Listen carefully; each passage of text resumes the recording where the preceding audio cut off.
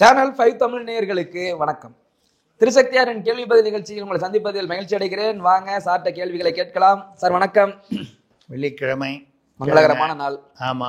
முதல் கேள்வி திருப்போரூர் ராமச்சந்திரன் கேட்கிறார். கோவிலில் அமர்ந்து கொண்டு அசைவ உணவு சாப்பிட்ட அறநிலைத்துறை அமைச்சர் சேகர் பாபு பசி வந்து விட்டது, என்ன செய்வது என்று நியாயப்படுத்துகிறாரே. என்ன அமைச்சர் அவரு? அறநிலைத்துறை அமைச்சர், இந்து அறநிலைத்துறை அமைச்சர். அறநிலையத்துறை இல்ல, அறம் நிலை குலைந்த துறை அமைச்சர். அப்படி வச்சுக்கலாம், அப்படிதான் வச்சுக்கணும். அதாவது நான் என்ன சொல்றேன், ஒருத்தர் வந்து சைவம் சாப்பிட்றது அசைவம் சாப்பிட்றது உணவு வந்து அவரவர்களுடைய விருப்பம். இதில் ஒருத்தர் வந்து மாட்டு இறைச்சி சாப்பிடுவாங்க, அது மத நம்பிக்கையாக இருக்கலாம், இல்லை பழக்க வழக்கமாக இருக்கலாம், எது வேணாலும் இருக்கலாம். ஒருத்தர் சைவமாக இருக்காருன்றதுனால வந்து எல்லாருமே சைவமாக தான் இருக்கணும் அப்படிலாம் இருக்க முடியாது. அவங்கவுங்களுடைய உணவு விருப்பன்றது. கோயில் அப்படிங்கிற ஒரு வழிபாட்டு தலத்தில் நீங்கள் வந்து போய் அந்த இடத்துல போய் உட்காந்துக்கிட்டு எனக்கு பசிச்சுது சாப்பிட்டா என்ன, அசைவ உணவு சாப்பிடுங்க, கோயிலில் சாப்பிடக்கூடாதுன்னு சொல்லலை. ஏன் அந்த கோயிலுக்குள்ளே சாப்பிடும்போது வெறும் சைவ உணவை மட்டும் சாப்பிடலாமா இல்லையா? வெளியே வந்து சாப்பிட்டு போகலாம். வந்து அசைவ உணவு ஒன்று வெளியே வந்து அசைவ உணவு சாப்பிடுங்க, தப்பில்லை. இல்லை உள்ளுக்குள்ள சைவ உணவாக சாப்பிட்டுட்டு அப்புறம் நீங்கள் எப்போ வேணுமோ அசைவ உணவு அன்னைக்கு அதுக்கப்புறம் வெளியே வந்ததுக்கப்புறம் நீங்கள் சாப்பிடுங்க. கோயிலுக்குள்ள அசைவ உணவு சாப்பிடக்கூடாதுங்கிறது ஒரு தெரியாதவரை வந்து நம்ம அறநிலையத்துறை அமைச்சராக வைத்து கொண்டிருப்பது தமிழ்நாட்டு மக்களுடைய ஆன்மீக பெருமக்களுடைய துரதிர்ஷ்டம். அதை நியாயப்படுத்துகிறார். பசி வந்துருச்சு என்ன செய்யுது? ஏன் பசி வந்தால் வந்து ஐயா அசைவமே கிடைக்கல பட்டினி கிடந்து செத்துருவீங்களா? சைவம் சாப்பிட மாட்டீங்களா? இப்போ சைவ சாப்பாடு சாப்பிட்றவங்க வேணால் அசைவம் சாப்பிட மாட்டாங்க, அசைவ சாப்பாடு சாப்பிட்றவங்க சைவம் சாப்பிட மாட்டாங்களா? அதில் சைவமும் கலந்து தானே வருது. சாப்பாடுன்னா அதில் ஏதோ ஒரு சாம்பார் சாதம்னா கூட ஒரு பிரியாணி இருக்கலாம், ஏதோ ஒரு மட்டனோ இல்லை வேறு ஏதாவது இருக்கலாம், சிக்கனோ இருக்கலாம். பட் அது இல்லைனாலும் அதில் சாதாரண சைவ சாப்பாடும் கலந்து தானே அசைவம். ஆமாம். அது எனக்கு என்ன அதில் ரெண்டு ஆப்ஷன் இருக்கே சார். அதில் நீங்கள் உள்ள சாப்பிட்ணும், சைவ சாப்பாடு சாப்பிடலாம், அசைவம் தான் இருக்கிற வழியே இல்லைன்னா ஜஸ்ட் வெளியே போய் சாப்பிட்டுட்டு நீங்க அதுக்கு உள்ள வரலாம். மறுபடியும் கோயிலுக்கு வர வேண்டிய அவசியம் இருந்தால் வரலாம். அது என்ன நிகழ்ச்சியை பொறுத்து இருக்கு. நீங்க சாமி கும்பிட போனீங்களா இல்லை எதுக்கு போனீங்கன்றது ஒரு நிகழ்ச்சிக்காக போயிருக்கலாம். இது என்ன பிடிவாதம்? நான் உள்ள அசைவம் சாப்பிடுவேன், எனக்கு பசி வந்தா வேற என்ன செய்யறதுன்னு வர குறுக்கு கேள்வி வேற. எனக்கு அஸ்ஸாம் தான் ஞாபகம் வருது. அஸ்ஸாம்ல வந்து ஹேமந்த பிஸ்வா சர்மான்னு ஒருத்தர் வந்து முதலமைச்சராக இருக்கார். அவர் ஒரு புதுசாக போன வாரம் உத்தரவு போட்டிருக்காரு. இது என்ன பண்ணிட்டாங்க, அங்கே கொஞ்சம் எல்லாம் இந்த இந்து முஸ்லீம் இந்த கொஞ்சம் பிரச்சனைகள் அதிகமாக இருக்கக்கூடிய அஸ்ஸாம் அந்த அந்த எல்லை பகுதியில் வந்து இருக்குது.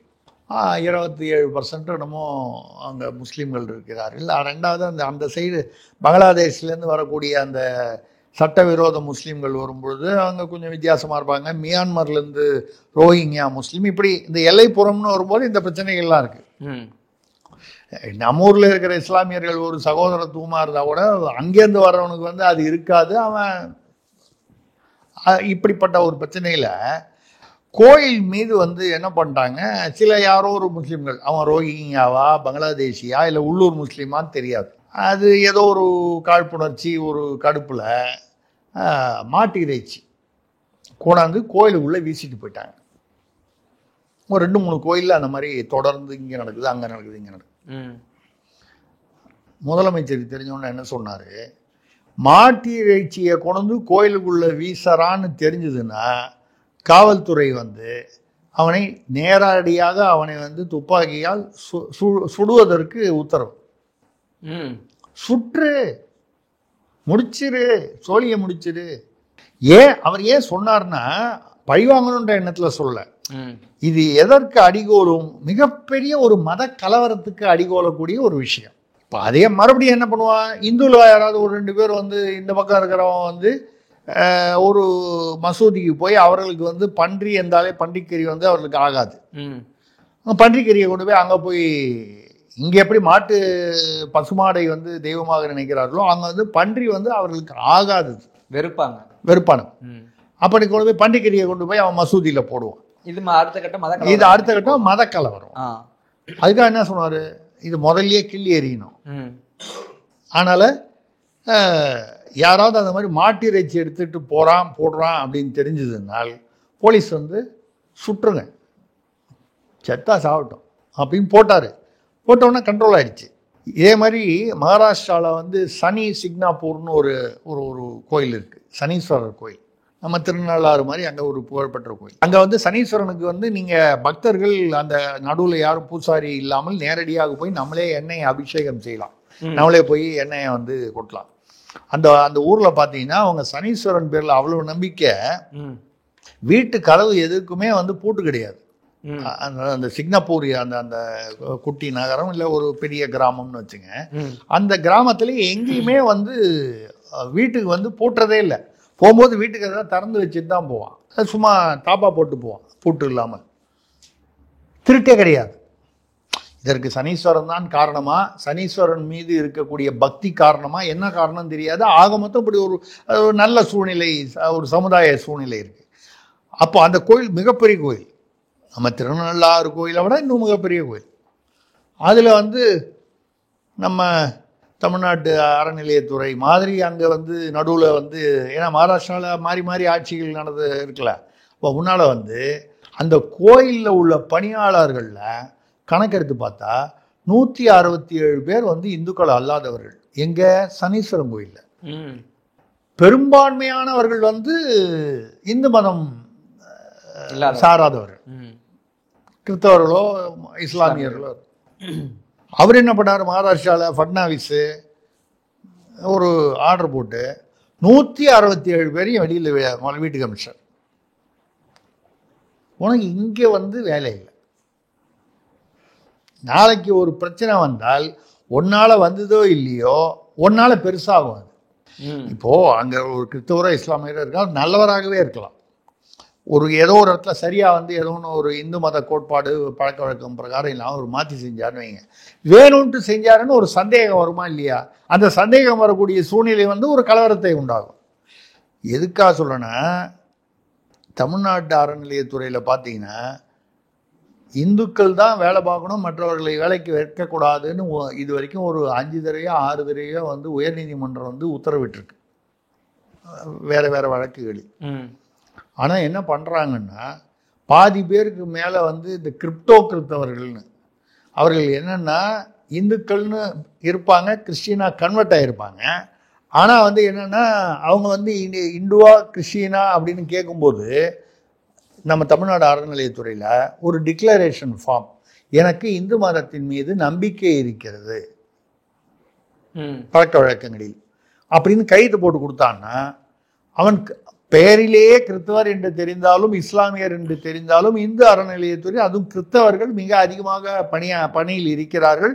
இதை வந்து இந்து இயக்கங்கள்லாம் வந்து பல முறை வழக்கு எடுத்து போயிட்டு இது வரைக்கும் ஒரு பெரிய அளவில் ஒன்றும் செய்ய முடியல. ஏன்னா பாதி பேர் 50% மேலே, கிட்டத்தட்ட 60% சொல்கிறாங்க.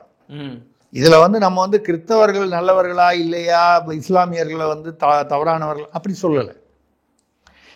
சர்ச்சில் போய் ஒரு ஹிந்து வேலை பார்த்துட முடியுமா? மாஸ்கில் போய் ஒரு இந்துவோ கிறிஸ்டியனோ வேலை பார்த்துட முடியுமா? அவங்களுடைய பழக்க வழக்கங்கள், அது நம்பிக்கைகள் வித்தியாசமாக இருக்கும். அந்த நம்பிக்கையை கொண்டவர்கள் தான் அந்த பழக்க வழக்க நடைமுறைகளை கையாள முடியும். நம்ம தமிழ்நாட்டில் தான் ஒன்று அவன் வந்து வேற மதத்துக்காரனை உள்ள போட்டுருவான், இல்லை கடவுள் நம்பிக்கை இல்லாதவனா பார்த்து அங்கே போடுவான். அவன் எப்படி வந்து அங்கே தகுதி வாய்ந்ததா இருக்கப்படுறது நம்ம நாட்டில் தான். இது வந்து தமிழ்நாட்டில். ஸோ இந்த மாதிரி இருக்கு.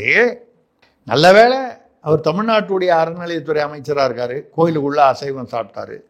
மகாராஷ்டிராலேயோ அஸ்ஸாம்லேயோ இருந்தால் அது வேற மாதிரி ஆயிருக்கும், நம்ம சொன்ன உதாரணங்கள் மாதிரி ஆயிருக்கும். தமிழ்நாடு, இவங்க வந்து தமிழ்நாட்டில் அதுவும் பொதுவாக வந்து பெரும்பான்மையாக இருக்கக்கூடிய இந்து மக்கள் வந்து எதையும் தாங்கும் இதயம் கொண்டவர்கள் என்ற நம்பிக்கையில் இவர்கள் வந்து இருக்காங்க. என்னைக்காவது வந்து கண்டிப்பாக வந்து அவங்களுக்கும் ரோஷம் கொஞ்சம் கொஞ்சமாக வருதுன்னு நினைக்கிறேன்.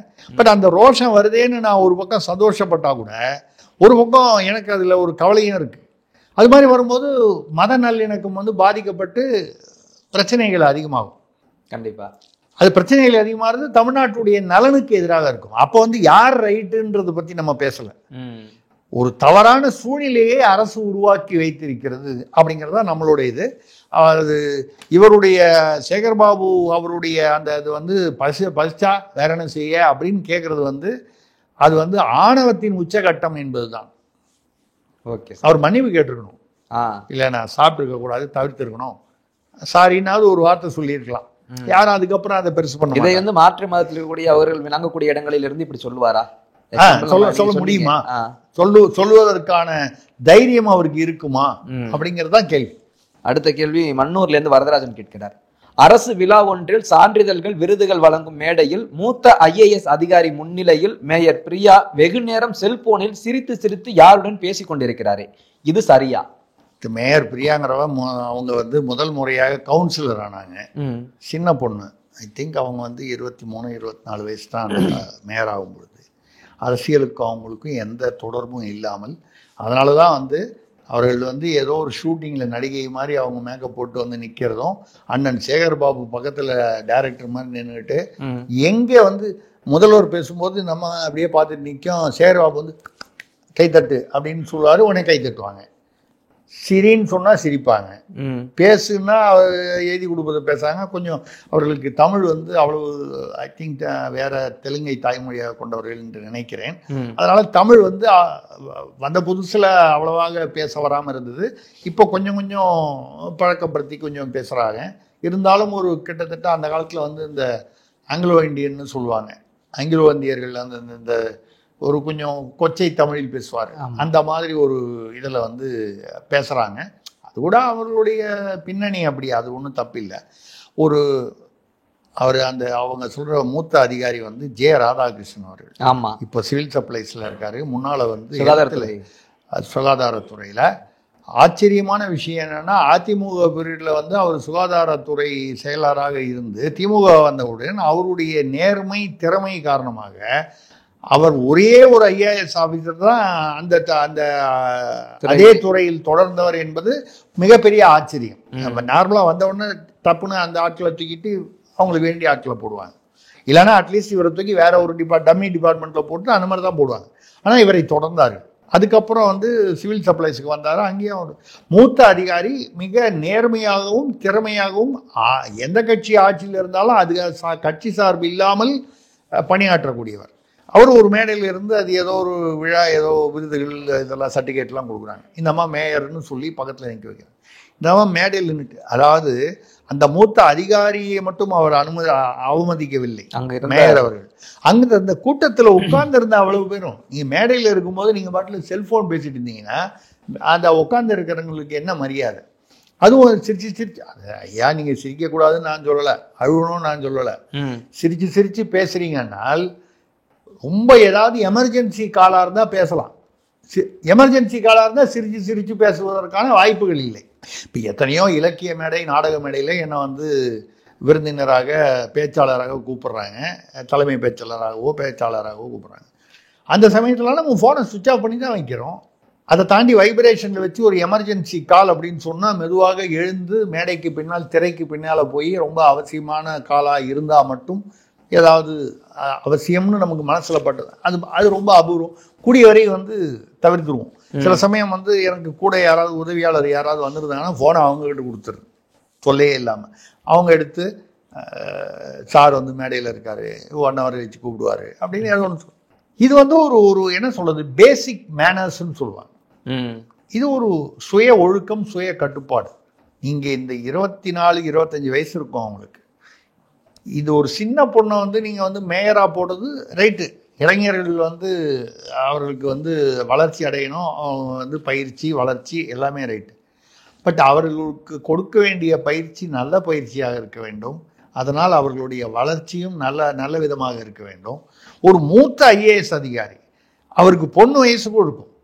ஜெய ராதாகிருஷ்ணன் மிக மூத்த, அதாவது அனுபவத்திலும் வயதிலும் திறமையிலும் மூத்தவர். அவருடைய பெண் வயதில் இருக்கும். பெண்ணை விட இன்னும் கொஞ்சம் கிட்டத்தட்ட அந்த இருக்கக்கூடியவர், அந்த ஸ்தானத்தில் இருக்கக்கூடும்போது அவருக்கு எதிரில் மட்டும் இல்லாமல் அந்த மேடையில் இருக்கும் மற்றவர்கள், எதிரில் உட்காந்துருக்க ஆடியன்ஸில் உட்காந்துருக்கிற கூட்டம் எத்தனை பேருக்கு நேரம் வந்து பேசுகிறாங்கன்னா, அப்படி என்ன அவசியமான பேச்சுனா வந்து ஒரு நிமிஷம் ரைட்டு நான் அதில் ஒரு மேடையில் முடிச்சுட்டு கூப்பிட்றேன் அப்படின்னு சொல்லி நீங்கள் உள்ளே போய் பேசுவாங்க. அதை சிரித்து பேசிட்டுருக்காங்க. அவர் வந்து அந்த யார் வந்து அந்த விருது பெற வந்திருக்காங்களோ மாணவர்களோ யாரோ தெரிக்கிறாங்க, அவங்க வந்து நிற்கிறாங்க. அவர் வந்து இவங்க பேசி முடிக்கணும்னு வெயிட் பண்ணுறாரு. இந்த அம்மா வந்து தொடர்ந்து பேசிக்கிட்டு இருக்கு. அப்புறம் மெதுவாக அவர் வந்து ரொம்ப நேரம் நிற்கிறேன்னா அது கூட்டம் பார்த்துக்கிட்டு இருக்கல, ஆனாலும் வந்து மெதுவாக அவர் ஜாட காமிக்கிறாரு, இல்லை நிற்கிறாங்க அப்படின்னு. உடனே அப்படியே ஃபோன் பேசிக்கிட்டே அப்படி அந்த சர்டிஃபிகேட் வாங்கி இந்த இடத்துக்கு போ. இந்த வயதிலேயே இந்த மேயர் பிரியா இப்படி இருந்தால் இவர்கள் இன்னும் வளர்ச்சி அடைந்து இன்னும் மிக ஒரு எம்எல்ஏ ஆகி ஒரு அடுத்த இது தடவை அனைமா எம்எல்ஏ ஆகலாம், இந்த 2026 எம்எல்ஏ ஆகலாம், அமைச்சர் ஆகலாம், தெரியாது. வளர்ச்சி அடையட்டும், வாழ்த்துக்கள். அப்போ அது இது இது ஒரு ஆணவத்தின் உச்சகட்டம் இல்லையா? அது எதேச்சியா வந்து கேள்வி வரிசையா வருது. அண்ணன் சேகர்பாபுவை பத்தி ஒரு கேள்வி கேட்டீங்க, பின்னாலே சேகர்பாபுவோடைய சிஷியை பத்தி கேட்குறீங்க.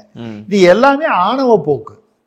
இல்லை இல்லை அவங்களுக்கு தெரியல பாவம்னா, தெரியலங்கிறவங்கள கொண்டு போய் நீங்கள் மேயருங்கிற ஒரு முக்கியமான பதவியில் வச்சுருக்கீங்க, அப்புறம் தெரியலன்னா அவங்களுக்கு தெரிஞ்சுக்க ஏற்பாடு செய்யணும். சொல்லிக் கொடுக்குறவங்க அதை கரெக்டாக சொல்லணும். அந்த மேடைக்குன்னு சில பழக்க வழக்கங்கள், அதுக்குன்னு சில என்ன சொல்கிறது ஒழுக்க கட்டுப்பாடுகள் இருக்குது. அது தெரியல. மூத்த அதிகாரின்னா அவர் என்ன பண்ணுவார்? அவருக்கு வந்து உள்ளுக்குள்ளே என்ன நினைச்சாலும் அவரால் வெளியே சொல்ல முடியாது. எப்படி ஒரு சூழ்நிலை. மூத்த அதிகாரிகளுக்கும் அவமானம், அங்கு கூடியிருக்கும் மக்களுக்கும் அவமானம், அந்த விருது பெறுவதற்காக வந்த மாணவர்களோ மாணவிகளோ அவங்களுக்கும் அவமானம். அப்படி என்ன வந்து இருக்குது? அதாவது சிரித்து சிரித்து பேசுகிறாங்கன்னு சொன்னீங்க, நடுவில் வந்து ஒரு மேட்ரு அடிபட்டுது. நம்ம அது வந்து யாருடைய பர்சனல் மேட்ரையும் அரசியல்வாதியும் நம்ம பேசுறது இல்லை. பொதுவாக யாரோ ஒரு பத்திரிகை துறையை சேர்ந்த ஒருத்தரோட அந்த அம்மா கொஞ்சம் நட்பாக இருந்தாங்க அப்படின்னு சொல்லி அந்த பத்திரிகை துறையை சேர்ந்த மீடியாங்கிறதுனால நமக்கு முதல்ல வரும்ல, அவரோட வீட்டில் வந்து பூந்து அடித்து உடைச்சி அவர் பேரில் போலீஸ் கம்ப்ளைண்ட்லாம் கொடுத்து இதெல்லாம் நடந்துச்சு. யார் அதுக்கு பின்னால் இருந்தாங்க, எந்த ஆசான் வந்து பின்னால் இருந்து அதை பண்ணாருன்னு நமக்கு தெரியாது. இந்த அம்மாவுக்கு பின்னால் அவர்களுக்கு என்று சில வெறுப்புகள் இருக்கும், ஒரு அது நட்புகள் வந்து அவங்களுடைய இஷ்டம். எதுக்காக சொல்கிறேன்னா, ஆனால் ஒரு பதவியில் இருக்கும்பொழுது கவனமாக இருக்க வேண்டும். இப்போ இந்த எல்லா மீடியாவுக்கும் தெரியும் இந்த நான் சொல்கிற விஷயம், அது யாருன்னு தெரியும். அது யார் பின்னால் இருந்து அந்த தாக்குதலுக்கு அவர் அந்த மீடியாக்காரர் ஆளானதற்கு யார் பின்னால் இருந்தாருங்கிறது எல்லாருக்கும் தெரியும். இது ஒரு ஆட்சிக்கு அழகா, ஒரு அரசுக்கு அழகா அப்படிங்கிறதா நமக்கு. அடுத்ததாக திருப்பூரிலிருந்து வேல்ராஜ் கேட்கிறார், தென்னாப்பிரிக்காவில் மகாத்மா காந்தியின் கொள்ளு பேத்தி லதா ராம் கோவிந்த் 3.5 கோடி ரூபாய் மோசடி வழக்கில் 7 வருட சிறை தண்டனை பெற்றுள்ளாரே. இல்லை, அந்த அம்மா வந்து மகாத்மா காந்தியோட கொள்ளு பேத்தி. இவங்க அம்மா பேர் வந்து ஏன்னா இலா காந்தி, ஈலா அப்படி தென்னாப்பிரிக்காலேயே இருக்காங்க முடியுங்கன்னா. அவர் ரொம்ப நாள் தென்னாப்பிரிக்காவில் இருந்தார்ல, அந்த வகையில் அங்கேயே இருக்காங்க போல இருக்கு. இந்தியாவிலேருந்து ஏதோ இறக்குமதி பண்ண லீனன் இந்த துணி வகைகள்லாம் பண்ணுறேன்னு சொல்லி போலியாக ரசீதுகள், பில்லு, இன்வாய்ஸு இதெல்லாம் தயார் பண்ணி கொடுத்து ஏதோ 3.25 கோடியோ நம்ம கிட்டத்தட்ட மோசடி செய்து விட்டதாக அவரும் அவரை சார்ந்தவர்கள் பேர்லையும் வழக்கு நடந்து அவருக்கு 7 வருட சிறை தண்டனை கொடுத்துட்டாங்க. அது சரி, ஒரு தனிப்பட்ட நபர் என்ற முறையில் தவறு செய்தவர் தண்டனை 30 நாள் தண்ணி குடிச்சு தான் ஆகணும். என்ன கஷ்டம்னா, இப்போ வந்து அவங்க யாரோ இருந்தால் வந்து இப்போ நீங்களும் அந்த கேள்வியை வந்து அந்த நேயர் கேட்க மாட்டாரு. காந்தியுடைய கொள்ளுப்பேத்தி அப்படிங்கும்போது மக்களுடைய எதிர்பார்ப்பு, அந்த நன்னம்பிக்கை அப்படிங்கிறது வந்து கெட்டு போகுது. அது நிறைய பேருக்கு வரலாறு கரெக்டாக பார்த்தீங்கன்னா, காந்தியோட மகன் ஹரிதாஸ் அவர்கள் வந்து காந்தி வந்து அதாவது தேசத்தந்தை. எங்கேயுமே இந்த அப்பான்னு சொன்னாலே பிரச்சனை வந்துடுது, சர்ச்சை வந்துடுது. தந்தை அப்பா எல்லாம் ஒன்று தானே. தேசத்தந்தையா இருந்தவர், அவருடைய மகன் ஹரிதாஸ் வந்து என்ன சொன்னார்னா, எங்கள் அப்பா தேசத்தந்தைன்னு சொல்ல போகிறாரு, ஆனால் என்னை பொறுத்தவரை எங்கள் குடும்பத்துக்கு அவர் வந்து ஒரு நல்ல தந்தையாக இருந்ததே இல்லைன்னு புத்தகத்தில் எழுதியிருக்கார். யார்? மகாத்மா காந்தியுடைய மகன். இது மகன் வழியில் வந்ததா, இந்த அம்மா வந்து மகள் வழியில் வந்ததா நமக்கு தெரியல. யாராக இருந்தாலும் சரி, இப்படி நினச்சி பாருங்க. இப்போ காந்திங்கிற பேரை வச்சுட்டு இருக்கிற எல்லாமே வந்து இது கிட்டத்தட்ட வந்து இதே இந்த அது என்ன சொன்னீங்க, என்னமோ ஒரு லதா ராம் கோவிந்த். ஆமாம், லதா ராம் கோவிந்த் காந்தி அப்படின்னு பேர் வச்சிருக்காங்க. இப்போ காந்தின்னு பேர் வைக்கிறது வந்து ஒரு ஃபேஷனாக போயிடுச்சு. அவங்களுக்கு சம்மந்தம் இருக்கோ இல்லையோ, அவங்க மோசடியில் ஈடுபடுவது என்பது ரொம்ப சர்வசாதாரணமான விஷயம். என்ன இந்த அம்மா காந்திங்கிற, ஆனா இவங்க வந்து ஒரிஜினலா காந்தி வழியில வந்தவங்க, அதாவது அந்த வம்சத்துல வந்தவங்க. அதனால ஒரு கால் வந்து மாட்டிக்கிட்டாங்க. மாட்டிக்காத காந்திகள் இன்னும் இந்தியாவில் நிறைய பேர் தமிழ்நாட்டில் ஆமா இருக்காங்க, தமிழ்நாட்டிலும் இருக்காங்க. அடுத்ததாக புதுக்கோட்டையிலிருந்து வெள்ளைச்சாமி, பிரதமரின் நகர்ப்புற வீட்டு வசதி திட்டத்தில் 6600 வீடுகளை குறைக்கவும் 3324 வீடுகள் ரத்து செய்யவும் தமிழக அரசு பரிந்துரை செய்திருக்கிறது. தமிழர்களை வஞ்சிப்பது யார்? 6,70,000 வீடுகள் கட்டுறதா வந்து பிரதமரின் அந்த வீடு நகர்ப்புற வீடு திட்டத்தில் வந்து ஆல்ரெடி சாங்ஷன் அப்ரூவ்டு. அதில் 6,05,005 லட்சம் வீடுகள் வந்து கட்டி முடிச்சாச்சு அவங்க கொடுத்த நிதியை வச்சுக்கிட்டு. மிச்சம் வந்து இருக்கு. இப்போ அடுத்த தடவை அடுத்த திட்டத்துக்கு அதாவது அந்த வருஷம்னா அந்த வருஷம் அந்த பீரியடு முடிஞ்சதுக்கப்புறம் மறுபடியும் அதை பற்றி என்ன தேவை அப்படின்லாம் பண்ணும்போது நீங்கள் என்ன மிச்சம் உங்களை வச்சுருக்கீங்களே, உங்களுக்கு நிதி கொடுத்தாச்சு, அந்த நிதி வந்து நீங்கள் யூஸ் பண்ணாமல் வச்சுருக்கீங்களே, அதாவது நிதி கொடுக்கறது தான் அவங்கள வேலை, மத்திய அரசு. அதை நிறைவேற்றுவது நடைமுறைப்படுத்துவது மாநில அரசுடைய பணி.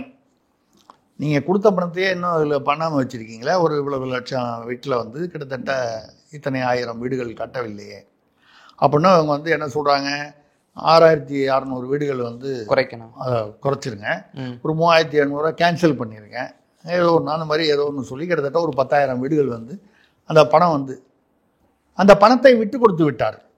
ஏங்க அந்த 10,000 பேர் யார் வேணா இருக்கட்டும், தமிழ்நாட்டு மக்களுக்காக தானே, அதுக்காக தான் தமிழ்நாடு என்ற மாநிலத்துக்காக ஒதுக்கப்பட்டது தானே.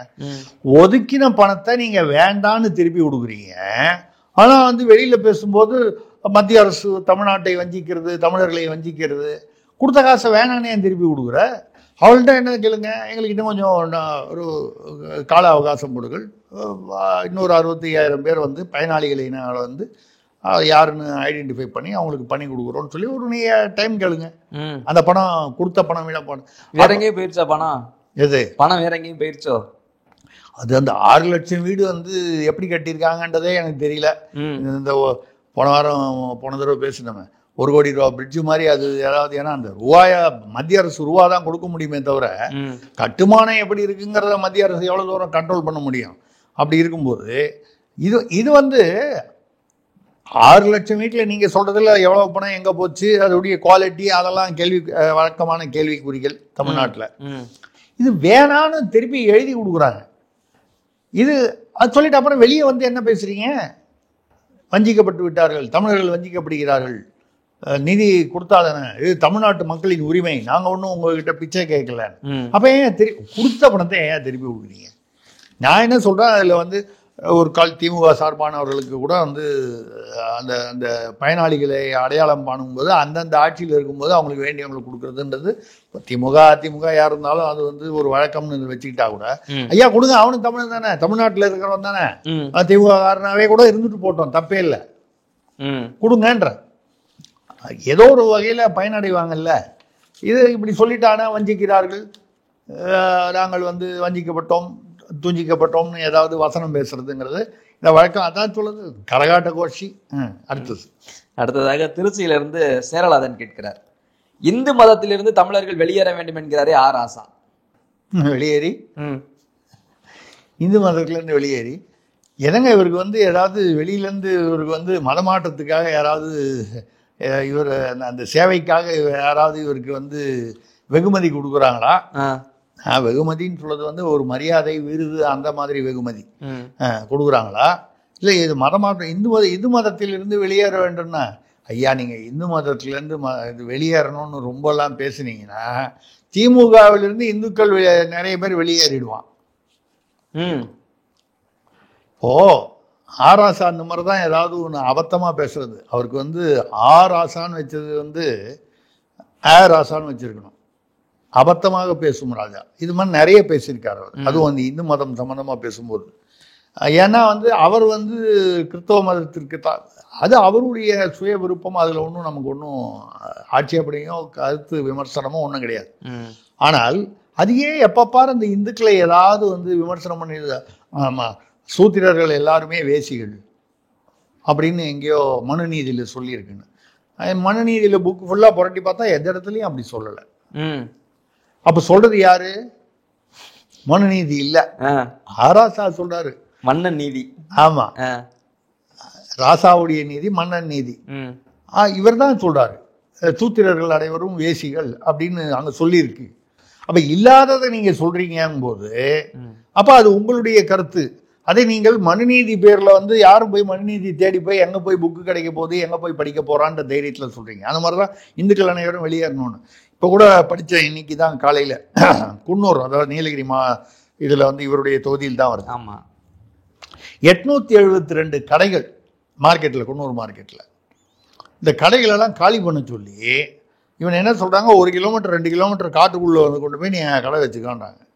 அந்த இடம் வந்து விலங்குகள் நடமாடக்கூடிய பகுதி. ஒன்று, விலங்குகளுக்கு இதனால் வந்து பாதிப்பு வரும், தொந்தரவு வரும். காட்டில் பொதுவாக நம்ம வந்து காட்டுக்குள்ளே போய் தேவையில்லாமல் ரிசார்ட்டு கட்டுறோம், ரோடு போடுறோம், அது போடுறோம். திமுகவில் ஒரு அமைச்சர் ராமச்சந்திரனா, அவர் வந்து அமைச்சராக, வனத்துறை அமைச்சராக இருக்கும்போது அவரோட பிஏ பேரில் வந்து சொல்லி ரோடே 3 கிலோமீட்டருக்கு போட்டாங்க, எந்த வித அனுமதியும் இல்லாமல். வனத்துறை அனுமதியும் இல்லை, வேற நகராட்சி எதுவும் இல்லாமல். ஏன்னா அவர் ஒரு ரிசார்ட் கட்டுறாரு. யார் கட்டுறாரு? பிஏ பேரில் கட்டுறாருன்னா நமக்கு யார் கட்டுறாருன்னு தெரியும். அப்போது ஒரு அமைச்சர் அல்லது தன்னுடைய பினாமி பெயரில் கட்டக்கூடியதுக்கு வனத்தில் வந்து 3 கிலோமீட்டர் ரோடு போட்டிங்கன்னா அதில் வந்து அப்போ வந்து வனவிலங்குகள் வந்து அந்த இடத்த கிராஸ் பண்ண முடியாது. கிராஸ் பண்ணால் விபத்துகள் வரலாம். இல்லை வனவிலங்குகளால் மனிதர்களுக்கு ஆபத்து வரலாம், மனிதர்களால் வனவிலங்குகளுக்கு ஆபத்து வரலாம். ஏன்னா அவர்கள் நீர்நிலையை தேடி போகும், இறையை தேடி போகும். இப்படி இருக்கும்போது இந்த குன்னூரில் வந்து 872 கடைகளை வந்து காலி பண்ண சொல்லி, இதில் என்னென்னா 2016 ஒரு கடையும் கிட்டத்தட்ட 450 480 சதுர அடி கடை அளவு. 3000 ரூபாய்க்கு கீழே தான் வாடகை. இது வந்து அரசுடைய இடம், வாடகைக்கு விட்டுருக்காங்க தமிழக அரசு. ஒரு 2900 ரூபாய் என்னமோ, கிட்டத்தட்ட 3000 ரூபா. 2016 எப்போ எடப்பாடி அதிமுக ஆட்சியில். இப்போ 2021 அப்புறம் இதுவே 32,500 ரூபா. 10-11 முறை வந்து 10 டைம்ஸுங்கிற மாதிரி உயர்த்திருக்காங்க. இது ஏற்கனவே அங்கே போராட்டம் பண்ணிக்கிட்டு இருக்காங்க. இவங்க போராட்டம் பண்ணுறாங்கல்ல, அப்போ இந்த போராட்டம் பண்ணுறியா நீ, இந்த கடையே உன்னை காலி பண்ணி வைக்கிறேன் பாரு மொத்தமாக. அவர்கள் மீது பழித்து இருக்கிறார் ராசாவின் திருவிளையாடல். ஆமாம், அங்கே அவர் லோக்கல் எம்எல்ஏ அவரும் சேர்ந்துக்கிட்டு 1 கிலோமீட்டர் தான்.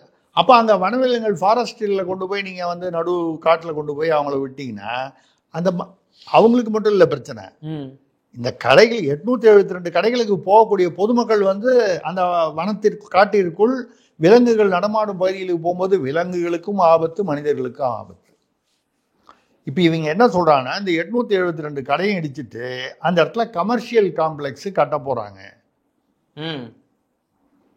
அது யார் கட்ட போறாங்க? அந்த நிலத்தை யாராவது வந்து வாங்குறாங்களா?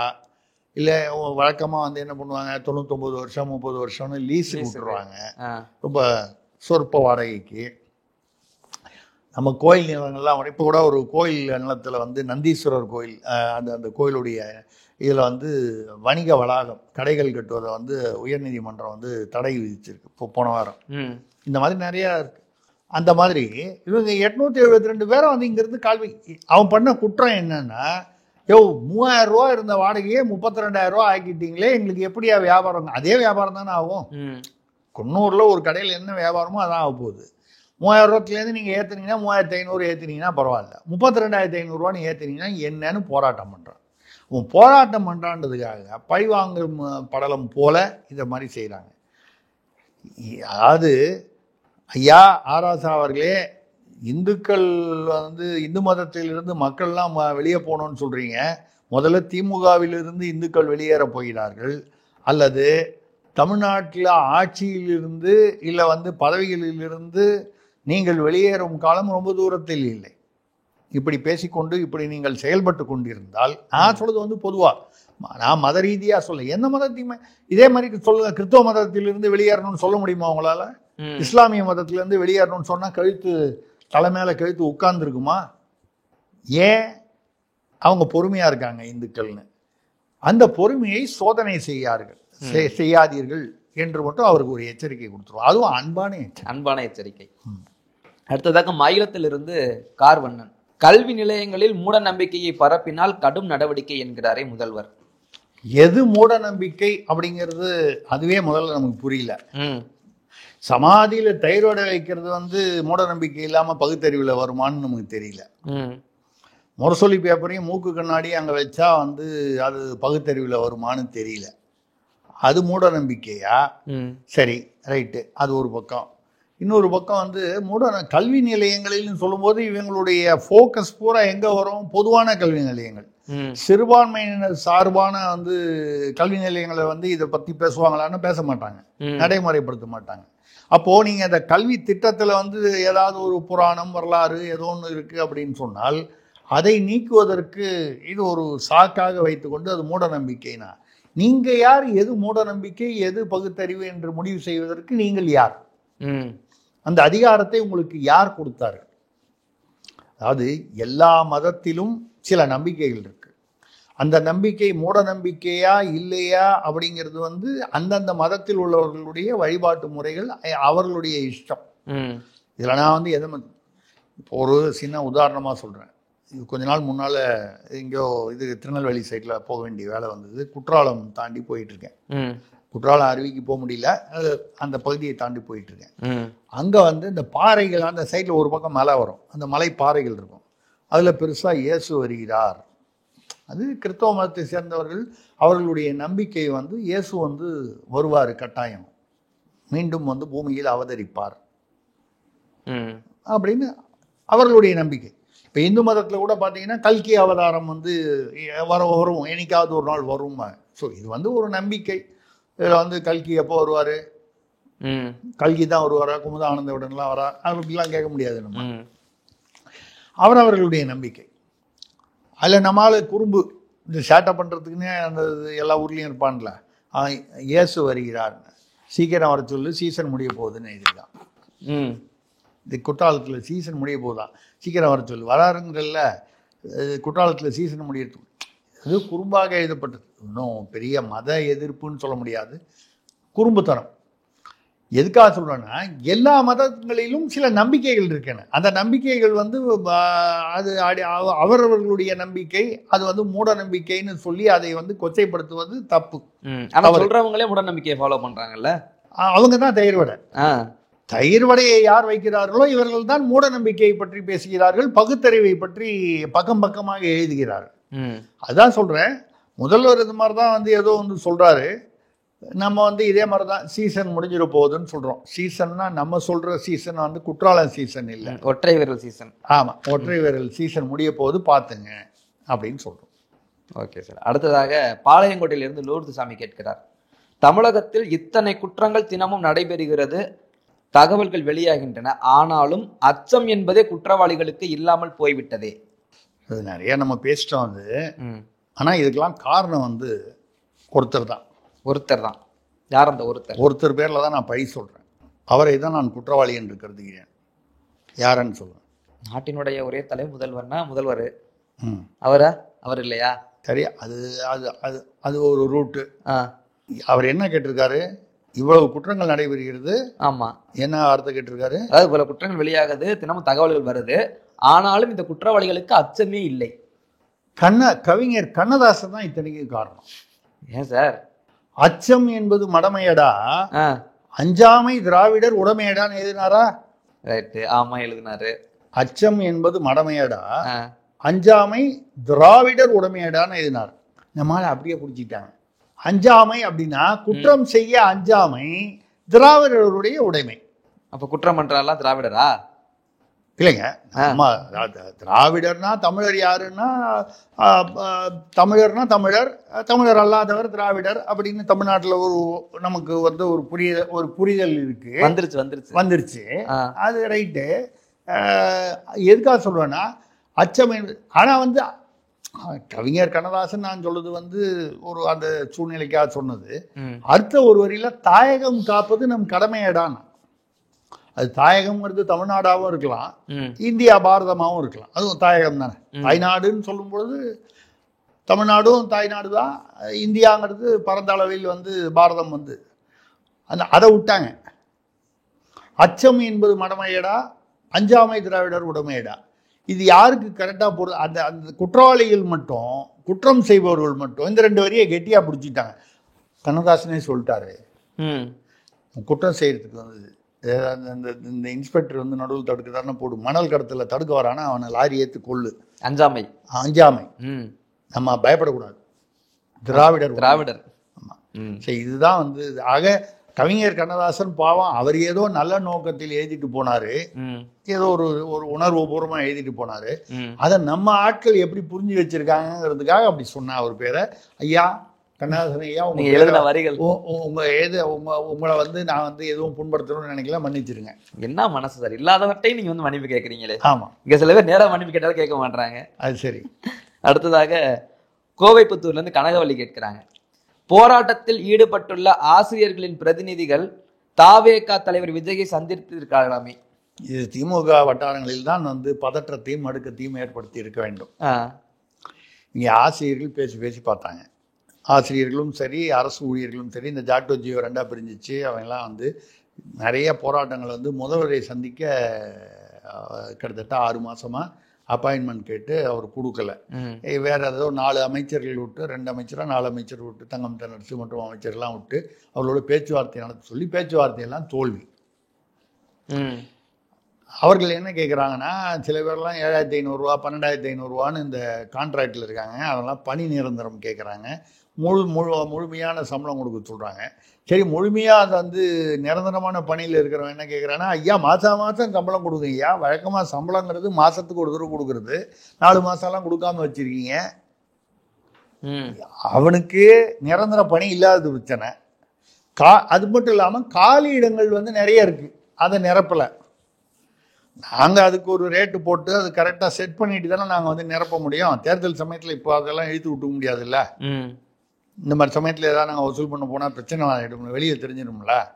2026 தேர்தலில் மறுபடியும் நாங்களே ஆட்சிக்கு வந்துட்டோம்னா இப்போ சும்மா மலன்னு அண்ணன் செந்தில் பாலாஜி எப்படி போக்குவரத்து துறையில் வந்து பண்ணாரோ அந்த மாதிரி வந்து நாங்கள் வந்து அது கரெக்டாக செஞ்சுருவோம். நாங்கள் அதுக்கு ஒரு காலம் வர வேண்டும், காலம் கனிய வேண்டும்.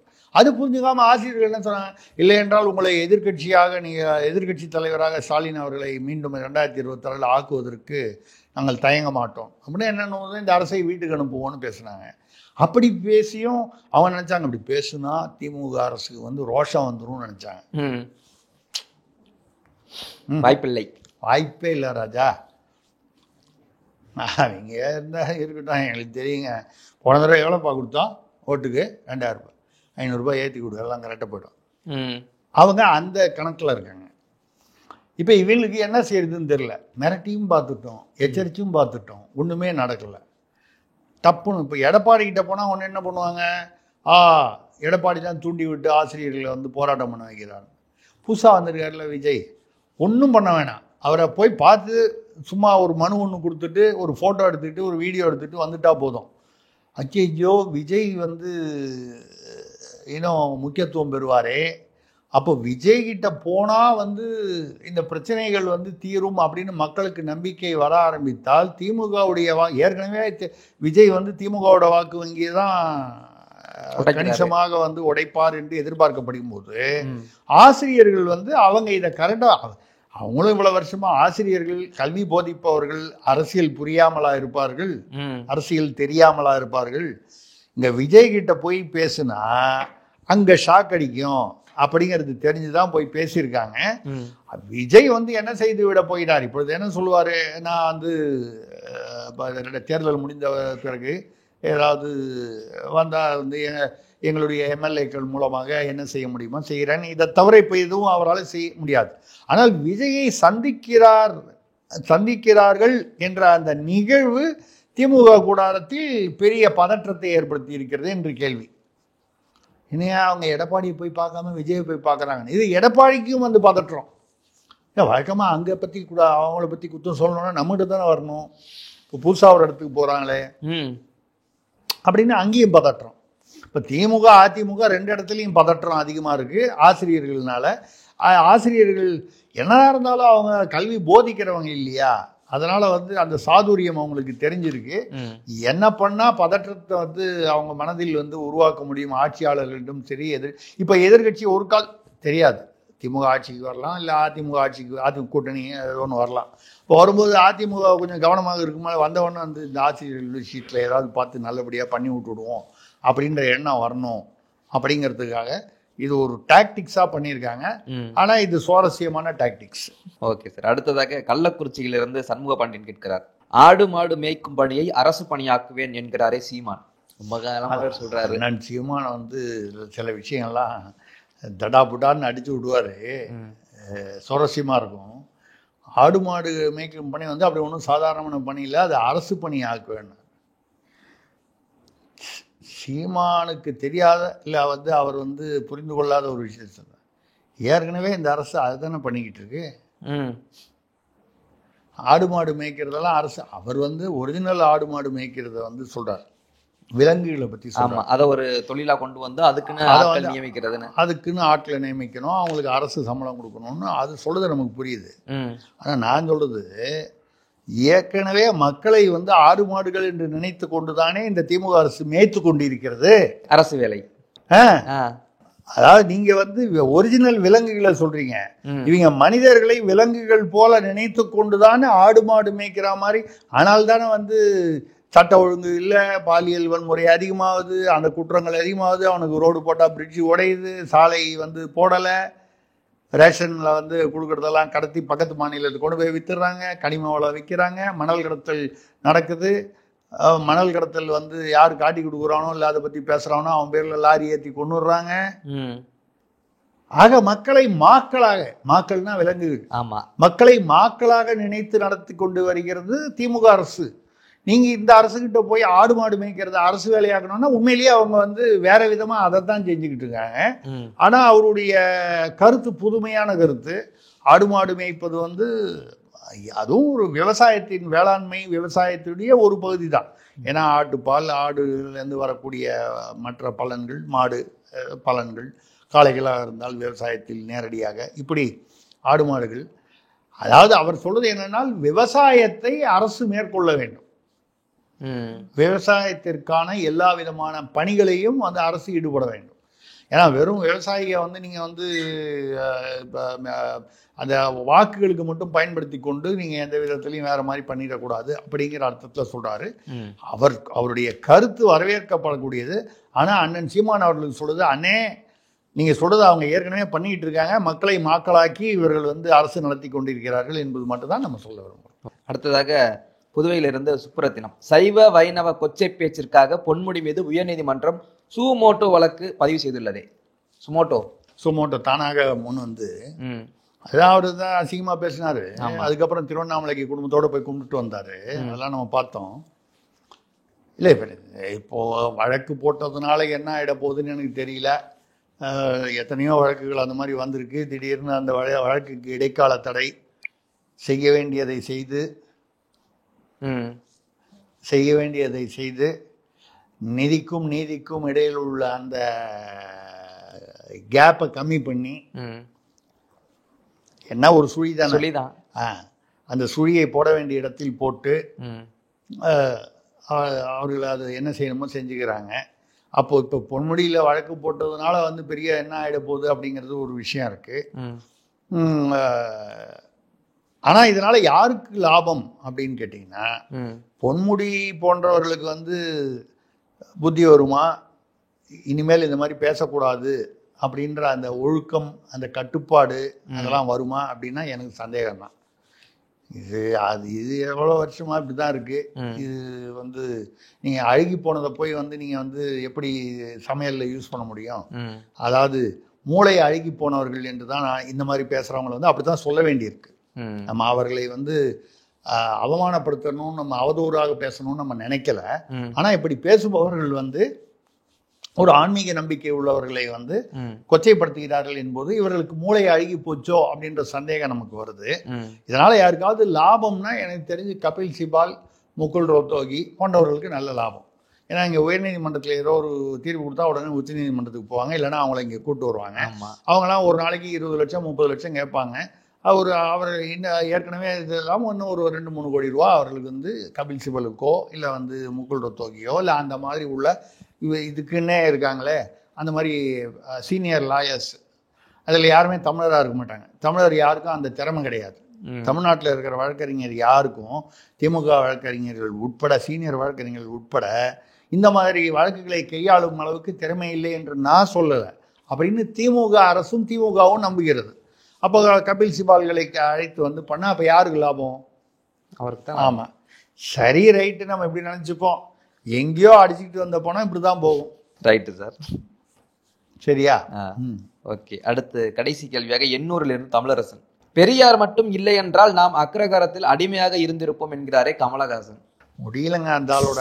இதை கமலஹாசன் தான் சார் ஒரு மிகப்பெரிய அதிர்ச்சியா இருக்கு எனக்கு. ஆமாம், அதாவது பெரியார் மட்டும் இல்லைன்னா நம்ம அக்ரகாரத்தில் அடிமையாக இருந்திருப்போம். இவர் எங்கிருந்து வந்தார்? இவரும் அக்ரகாரத்துலேருந்து, இவங்க அப்பாவும் அக்ரகாரத்துலேருந்து தான் வந்தார். சரி, நீங்கள் அடிமையாக இருக்கக்கூடாது, அதாவது அக்ரகாரத்தில் வந்து சில பழக்க வழக்கங்களோ போக்குகளோ வந்து கால ரீதியில் வந்து அவைகள் வந்து விமர்சனத்துக்கு உள்ளாவதோ அது வந்து பொதுவாக உள்ளது. அதில் வந்து நான் வந்து அக்ரகாரம்னு சொல்லலை, பொதுவாக வந்து சமுதாயத்தில் வந்து 50 வருஷம் முன்னால் 100 வருஷம் முன்னால் சில பழக்கங்கள் இன்றைக்கி ஒத்துக்க மாட்டேன். ஒரு காலத்தில் பால்ய விவாகம் 12 வயசுலலாம் கல்யாணம் பண்ணது வந்து சட்டப்படியும் சமுதாய வழக்கப்படியும் ஏற்றுக்கொள்ளப்பட்டதாக இருந்தது. அதுவே வந்து பின்னால் தவறாயிடுச்சு. இப்போ நேற்று ஏதோ ஒரு தெலுங்கு படம் ஒன்று பார்த்தேன். அது வந்து கோர்ட் வர்சஸ் நோபடின்னு ஏதோ ஒரு தெலுங்கு படம். அருமையான ஒரு கேள்வி. அந்த ஒரு ஒரு ஆணும் ஒரு பெண்ணும் இளைஞர் 2 பேரும் காதலிக்கிறாங்க. வழக்கம் போல் அந்த பையன் வந்து ஏழை பையன், வேறு சாதி பையன், ஏழை பையன், ஒரு வாட்ச்மேன் பையன். அந்த பொண்ணு வந்து கொஞ்சம் வசதியான குடும்பம், வேறு ஒரு உயர் சாதின்னு வச்சுங்களேன். அந்த பொண்ணு 2 பேரும் காதலிக்கிறாங்க. ஒரு அந்த இப்போல்லாம் வந்து இப்போ 6ஆம் கிளாஸ்லேயே காதல் வரும்போது 18 வயசில் வராதா? 18 வயசு. உடனே என்ன பண்ணாரு, அந்த பொண்ணுக்கு ஏதோ மாமாவோ ஒரு இது இருக்கிற ஒரு அரசியல்வாதி, அவருடைய அந்த பலத்தை பயன்படுத்தி பார்த்தா அந்த பொண்ணு வந்து 18 வயசு ஆகிறதுக்கு இன்னும் 20 நாள் பாக்கி. அந்த சமயத்தில் வந்து அந்த பொண்ணை வந்து இவர் வந்து பாலியல் வன்முறை செய்தார். அவங்க 2 பேரும் ஒரு ரூம்குள்ளே ஏதோ ஒரு கல்யாணத்துக்கு 2 பேரும் பொதுவாக போயிருக்காங்க. ஒரு ரூம்குள்ளே போய் ஒரு 10 நிமிஷமோ 15 நிமிஷம் வந்து உள்ளே இருந்துட்டு வெளியில் வந்திருக்காங்க. ஒன்றும் தவறாக ஒன்றும் இல்லை. அந்த ரூம்குள்ளே போய் ஏதோ பேசிட்டு வந்திருக்காங்க. எல்லாரும் பார்க்குறாங்க, அங்கே பார்க்குறாங்கன்னு. அதை சிசிடிவிலாம் பிடிச்சி அதெல்லாம் வச்சு பொய் சாட்சிகளை உண்டாக்கி அவர் வந்து அந்த பெண்ணை வந்து கற்பழித்தார், அதாவது கற்பழிக்க முயன்றார் அப்படின்னு போட்டு அவருக்கு 7 வருடமோ அதை தாண்டி 10 வருடமோ 14 வருட சிறை தண்டனை கிடைக்கிற அளவுக்கு பண்ணிடுறாரு. அதிலிருந்து அவர் வந்து உண்மையை வந்து இன்னொரு ஜூனியர் லாயர் ஒருத்தர் வந்து எப்படி காப்பாற்றுறாரு அப்படின்னு சொல்லி வந்தது. அதில் ஒரு அருமையான ஒரு கேள்வி. எனக்கு இவ்வளோ கதை சொல்கிறதுக்கு காரணம் என்னென்னா, அதில் அந்த வாதத்தில் கோர்ட்டில் அந்த ஜூனியர் லாயர், அவர் வந்து அந்த பக்கம் இருக்கிற ஒரு பெரிய லாயரு, இவர் வந்து ரொம்ப சாதாரண லாயர், ஆனால் இவர் நல்லா பண்ணார். அதான கதையே.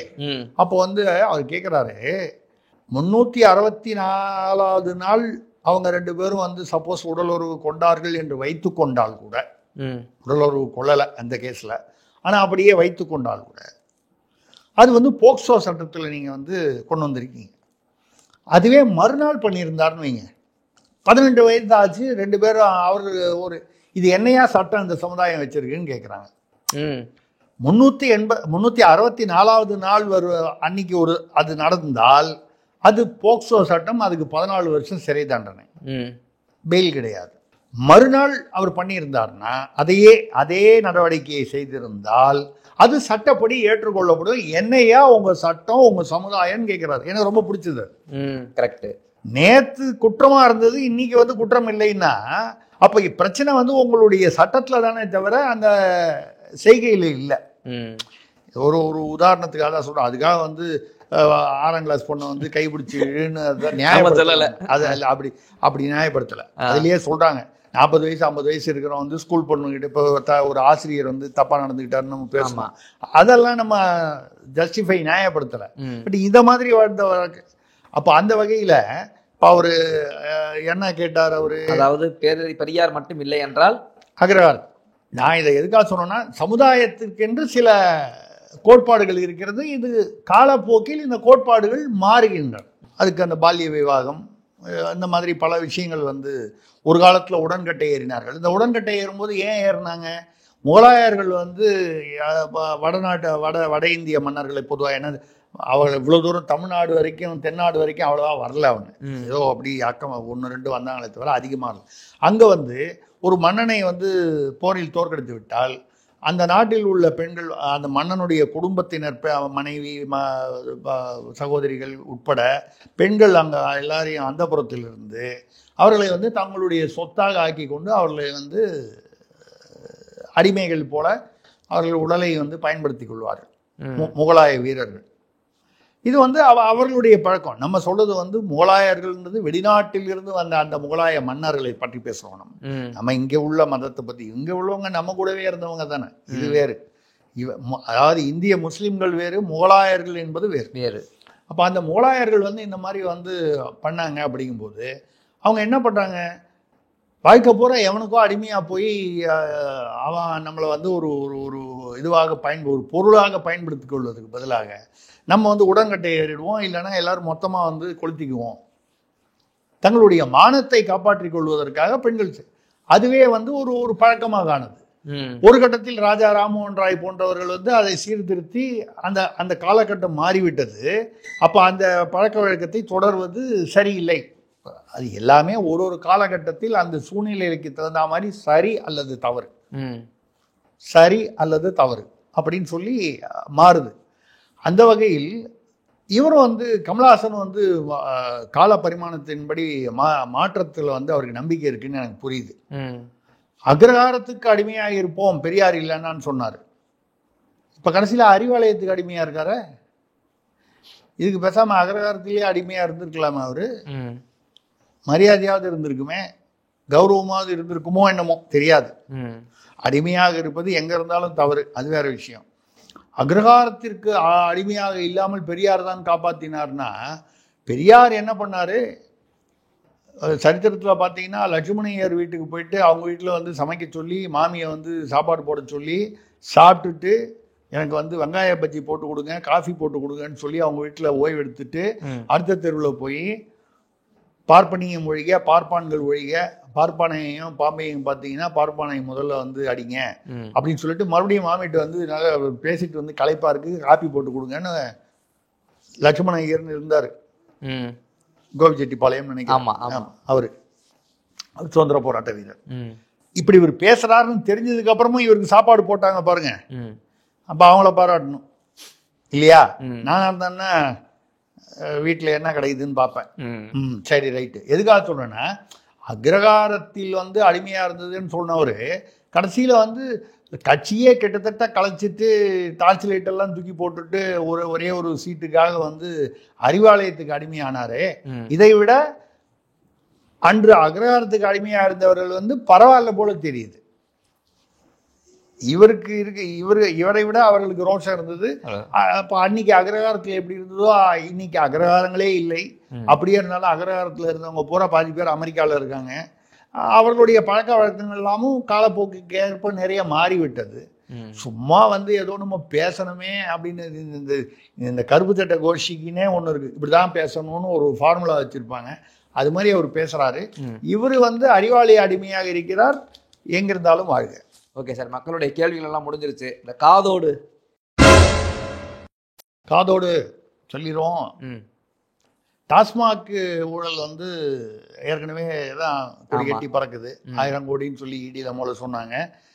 உள்துறை அமைச்சர் அமித்ஷா வந்து 37,775 கோடி ஊழல் நடந்திருக்கு டாஸ்மாக் தொடர்பான அப்படின்னு சொல்லி பேசிட்டு போனார். இதுக்கப்புறமும் இன்னும் சில இடங்கள்லாம் அது வழக்குகள் நடந்து கொண்டு இருக்கின்றன. இதில் புதுசாக ஒரு வித்தியாசமான ஒரு விஷயம் வெளியாயிருக்கு. இது இடி கண்டுபிடிச்சிருக்கிறதா சொல்றாங்க. இது எந்நேரமும் வெடிக்க போகுது. ஏன்னா வெடிச்சிருச்சுன்னா அது தகவல். வெடிக்கிறதுக்கு முன்னால சொல்றதுதான் காதோடு இல்லையா? இப்ப எப்படி வந்து தமிழ்நாட்டில் வந்து 11 கட்சி, நம்ம கட்சி டிஸ்டிலரிஸ் இருக்கு, ஒன்று வெளியில இருக்கு. இந்த 12 டிஸ்டிலரியிலேருந்து வாங்குறாங்களோ, இதே மாதிரி தெலுங்கானா, கர்நாடகா, மகாராஷ்டிரா, டெல்லி, இங்கே மாதிரி ஒரு கிட்டத்தட்ட ஒரு 10 கம்பெனிலேருந்தும் தமிழ்நாட்டில் டாஸ்மாகில் வந்து மது குப்பிகள் வந்து வாங்குறாங்க. இந்த 11-12 டிஸ்டிலரியில் வாங்குறது இல்லாமல் இன்னொரு 10 டிஸ்டிலரி வெளி மாநிலத்திலிருந்து வராங்க. வெளி மாநிலத்திலிருந்து வரும்பொழுது இதுக்கு வந்து 58% வந்து விஏடி, வேட்டுன்னு சொல்லுவாங்க, வணிக வரி. உதாரணமாக அது வந்து 200 ரூபா அந்த பாட்டில்னா அதுக்கு 58%, ஏறக்குறைய ஒரு 120 ரூபா வந்து அதுக்கு வரி கட்டணும் தமிழக அரசுக்கு. ஏன்னா நம்ம வர வேண்டிய வணிக வரி. அதை வந்து 2% சார்ஜ் பண்ணியிருக்காங்க.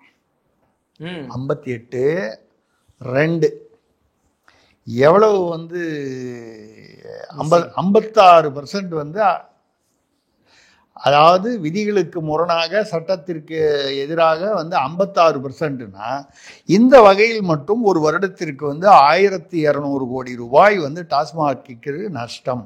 டாஸ்மாக்னா தமிழக அரசுக்கு நஷ்டம் இந்த டாஸ்மாக் உடைய இந்த நடவடிக்கையால். இதை கண்டுபிடிச்சு அந்த கம்பெனி பேர்லாம் எடுத்துட்டாங்க. இந்த எந்த கம்பெனிலேருந்து சப்ளை வெளிமாநிலத்திலேருந்து வந்திருக்கோ அதெல்லாம் இடி எடுத்துட்டாங்க. அது என்ன சொல்கிறாங்கன்னா, அது எங்கேருந்து எடுத்தாங்கன்னா இடியோட ரெய்டும் போது நம்ம முன்னால் ஒருத்தர், அது என்ன வாட்சு, டக்ளஸ் வாட்சா, ஒரு அமைச்சர், பாவம் அவர் ஏதோ ஒரு 30,000 கோடின்னு ஏதோ ஒரு ஆடியோ பேசினாருன்னு சொல்லி அவர் தூக்கி ஓரம் கட்டிட்டாங்களே. அவர் இருக்கும்பொழுது ஒரு அறிக்கையை கொடுத்துருக்காரு. இது மாதிரி நம்ம அரசுக்கு வர வேண்டிய, அவர் பாவம் நல்ல மனுஷன், வெள்ளந்தி என்ன மாதிரி இருக்கார் அவர். உங்களுக்கு தெரியும் நான் எப்படி வெள்ளந்தியா இருக்கேன்னு உங்களுக்கு தெரியும். அதே மாதிரி அவரும் வெள்ளந்தியா இருக்காரு. அவர் வந்து அவர் ஒரு கடிதம் அரசுக்கு எங்கேயோ ஒரு இடத்துல ரெக்கார்ட் பண்ணி எழுதிட்டாரு. 58% 2% போட்டீங்கன்னா வருஷத்துக்கு 1200 கோடி வருது. இந்த 1200 கோடி வரியை நம்ம வசூல் பண்ணோம்னா அது அவனும் கட்டுறான். வெளிமாநிலத்தில் இருக்கிறவன் அவன் கட்ட வேண்டியது. அது நம்ம வந்ததுன்னா நம்ம அரசுக்கு வந்து எவ்வளவு ஏதோ ஒரு நிதி நிலைமை கொஞ்சம் தட்டுப்பாடு குறையுமே அப்படின்னு ஒரு அறிக்கை எழுதினது. இதுவும் ஒரு காரணம் அவருக்கு வேலை போனதுக்கு அப்படின்னு சொல்றாங்க. உண்மையை பேசலாமா? அது எழுத்து மூலமா போடலாமா? நாளைக்கு ரெக்கார்ட் ஆகுதா இல்லையா? அந்த அரசியல் அறிவு வேண்டாமா? அதனால்தான் அவரை மாத்திட்டாங்க. அதுலேயும் மாற்றி அவரோட டிபார்ட்மெண்ட்ல பாதியை கொண்டு போய் வேற எங்கேயோ கொடுத்துட்டு அவரை வந்து சும்மா டம்மியா உட்கார வச்சிருக்காங்க. இவருடைய அந்த அறிக்கை வந்து இடி கையில் கிடைச்சிருச்சு. இப்ப சிக்கிறது வந்து ஒன்று டாஸ்மாக்குடைய அந்த துறை அமைச்சர் அண்ணன் செந்தில் பாலாஜி அவர்கள் இருந்தார். அப்புறம் நடுவில் கொஞ்ச நாள் வந்து முத்துசாமி அவர்கள் இடைப்பட்ட காலத்தில் இருந்தார். இப்போ மறுபடியும் முத்துசாமி அவர்கள் பார்க்கிறாரு. ரைட். அப்போ எப்போ நடந்ததோ அந்த பீரியடில் பார்த்தீங்கன்னா செந்தில் பாலாஜியாக இருப்பார் அதிகமாக. வணிக வரித்துறை அமைச்சர் அவரும் சேர்ந்து மாட்டுகிறார். யார் வசூல் பண்ணியிருக்கணும் 58%? எங்க போனோம்? விஏடினா வணிக வரி. கீர்த்தியுடைய அமைச்சர் தான். அப்போ அதை வந்து விலக்கு கொடுத்துருக்கணும். அதை அபிஷியலாவோ அன்அபிஷியலாவோ விலக்கு கொடுத்துருக்கணும். அரசுக்கு வந்து நஷ்டம்னா அதுக்கு காரணம், பொறுப்பு யாரு? வணிக வரித்துறை அமைச்சர். ஆக 2 அமைச்சர்கள் சம்மந்தப்படுறாங்க. ஆயத்தீர்வை, அதாவது மதுத்துறை, மது விலக்குத்துறை, அதுக்கு பேர் என்ன சொல்றீங்களோ டாஸ்மாக் துறை, இன்னொன்னு வணிக வரித்துறை. இந்த 2 அமைச்சர்களுக்கும் வந்து அந்த பீரியட்ல இருந்தவங்களுக்கு புது வழக்கு தயாராகி கொண்டிருக்கிறது. எந்நேரமும் வரும். 1200 கோடி ஒரு வருஷத்துக்குன்னா 4 வருஷத்துக்கு 5000 கோடி ஆச்சு. எப்போது வேணுமானாலும் வரலாம். இது எப்போது வேண்டுமானாலும் வெடிக்கலாம். ஸோ இந்த டாஸ்மாக்ங்கிறது வந்து கிட்டத்தட்ட நீங்க ஏதோ ஒரு சின்ன மேட்டர் நினைக்க கூடாது. உலகளாவிய விஷயம். அது தேசம் பூரா பரவி இருக்கு. இப்போ பார்த்தீங்கன்னா இப்போ ஒரு 10 கம்பெனி 12 கம்பெனி வெளி மாநிலத்தில் அங்கெல்லாமும் அவனுக்கு வந்து விலக்கு கொடுத்தா சந்தோஷமா, அவனுக்கு வந்து கம்மியான மொத்தமாக அவன் கட்ட வேண்டிய வரி கம்மியாகுது. சந்தோஷம் தானே அவனுக்கு. அதுல யாருக்கு எவ்வளவு போச்சுங்கிற அது தனி. இந்த வரி இழப்புங்கிறது அரசுக்கு நஷ்டம். அந்த இழப்பு செய்வதற்காக யாருக்கு எவ்வளவு பணம் கொடுக்கப்பட்ட அந்த வெளிமாநில கம்பெனிக்காரன் வந்து அவங்ககிட்ட வசூல் பண்ணியிருப்பாங்கல்ல, உனக்கு இவ்வளவு கம்மியாகுது இல்ல அப்படின்னு சொல்லி கேட்டு முடிச்சிருப்பாங்கல்ல. இது ஒரு பக்கம் இருக்கு. இது எந்த நேரமும் வந்து வெடிக்கலாம் என்பதுதான் நமக்கு கிடைத்த தகவல். அதே மாதிரி இதுல ஒரு கொசுறு தகவலாக நம்ம வந்து என்ன சொல்றோம்னா, அடிக்கடி நம்ம பேசணும், இந்த வால்பாறையில் நீலகிரியிலலாம் வந்து வளர்ச்சி போட்டிருக்காங்கன்னு. அது 5800 ஏக்கர், கிட்டத்தட்ட 5000 ஏக்கர்னு பேசணும். அது வந்து யாருக்கிட்ட இருந்து வாங்கினாங்கன்னா விவசாயிகள் கொஞ்சம் பேர்கிட்ட வாங்கினாங்க. பெரும்பான்மையானது வந்து வாடியா குரூப். வாடியானா பாம்பே டைன்னு ஒரு பெரிய கம்பெனி இருக்கு இல்லையா, அது. அப்புறம் இந்த கோ ஏர்னு இருக்கு அது ரொம்ப ரொம்ப இப்போ ரொம்ப பிரபலமாக இல்லை, மூடிட்டாங்க கிட்டத்தட்ட. கோ ஏர், ஜிஓ, அதெல்லாம் வச்சுருக்கிறது வாடியா குரூப்பு. நுஸ்லி வாடியான்னு அந்த காலத்துலேருந்து காட்ரேஜ், பாம்பே டைங் இதெல்லாம் அவங்களுடையது. அவங்க வந்து பிரிட்டிஷ் காலத்தில் 99 வருடம் லீஸுக்கு எடுத்திருக்காங்க. 5879 ஏக்கரா. எல்லாமே இந்த நீலகிரி, வால்பாறை இந்த பகுதியில். இன்னும் வந்து ஒரு 18 வருஷமும் என்னமோ பாக்கி இருக்கு லீஸில். 81 வருஷம் முடிஞ்சிருக்கு. இப்போது நம்ம தலைமை குடும்பத்திலேருந்து அது எல்லாத்தையுமே வாங்கிட்டாங்க.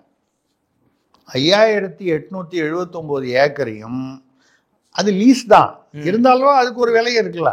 900 கோடின்னு சொல்கிறாங்க. இது நம்ம கூட அது பேசியிருக்கோம், 900 கோடி. அது 900 கோடி கொடுத்து அதை இவங்க வாங்கிட்டாங்க. அது கூட நம்ம பேசணும், யார் பேரில் வாங்கினாங்கன்னு சொல்லும்போது. ஒருத்தர் டார்ச் அடிக்கும் போது பக்கத்திலேயே இருந்தார். முதலாக டார்ச் அடிக்கும் போது ஒரு மகா இந்திரர் ஒருவர்னு, அதுடைய தொடர்ச்சி தான். நம்ம அதே தகவல் தான் இப்பொழுது. அது வந்து யாரிடம் அவர்கள் வந்து பெற்றுக்கொண்டார்கள்னா, ஒன்று அங்கங்கே சில விவசாயிகளிடமும், முக்கியமாக இந்த வாடியா, அதாவது பாம்பே டைங் குரூப்பு, அவர்களிடம் 99 வருஷத்துக்கு இருந்த லீஸுக்கு இன்னொரு 18 வருஷம் லீஸு பாக்கி இருக்குது. இப்போ இவங்க வந்து வாங்கிட்டாங்க. அப்போ இந்த 18 வருஷம் லீஸு நடத்துவாங்களா, இல்லை இதுக்கப்புறம் அந்த நிலம் என்ன ஆகும், அவங்க பேர்லேயே மாற்றிடுவாங்களா? மாற்றினா யாருக்கு தெரிய போகுது? நம்ம அமைச்சருக்கு அது சொன்னால் மாற்றி கொடுத்துட மாட்டாரா இல்லையா? இது வந்து ஏற்கனவே சொன்னதுடைய தொடர்ச்சி. இதுதான் வந்து ஆமாம். ஏன்னா இது எதுக்காக இது ரெண்டையும் நான் வந்து இணைச்சி இதை இப்போ சொல்கிறேன்னா, கொசுரி எங்கே வருதுன்னா, அதுலேயும் கீர்த்தி வராரு, இதுலேயும் கீர்த்தி வராரு, அதுக்காக சொன்னேன். ஓகே, இதுதான் இந்த வாரம் காதோடு அருமை. நேயர்களுடைய பல்வேறு கேள்விகளுக்கு நேரத்தை ஒதுக்கி பகிர்ந்தமைக்கு ரொம்ப நன்றி சார். அடுத்த நம்ம நேர்காணல் சந்திப்போம். மிக்க நன்றி, வணக்கம்.